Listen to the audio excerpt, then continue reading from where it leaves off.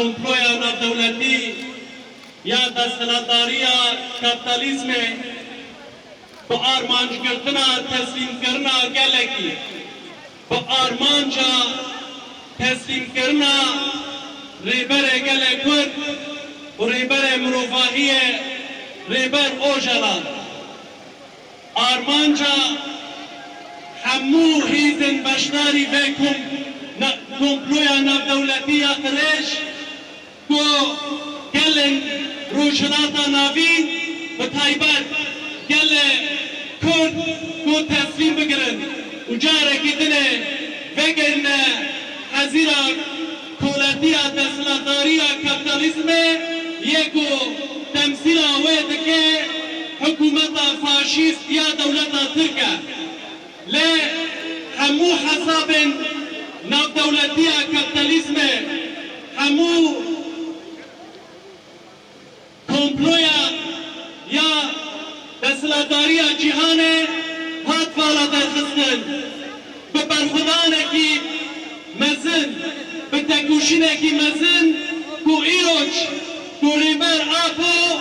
de girafa İmralî da ew dîlgirtina derbasî berxwedanîkî mezin kir rihê îdîolojiya netewa demokratîk yê ku hemû gelên rojhilata navî azadiya ferdî de dibîne ji ber vê yekê ew dîlgirtina fîzîkî ya rêber Apo hemû hesabên hemû hêzên beşdarî komploya bûyî hat vala derxistin îroj bi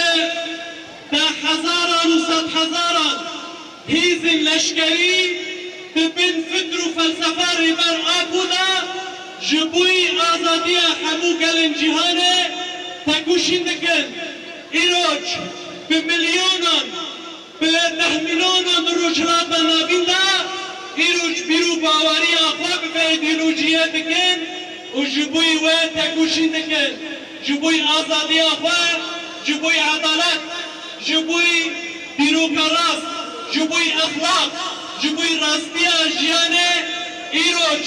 gelên Bakur rojhilatên Sûrê gelê Kurdistanê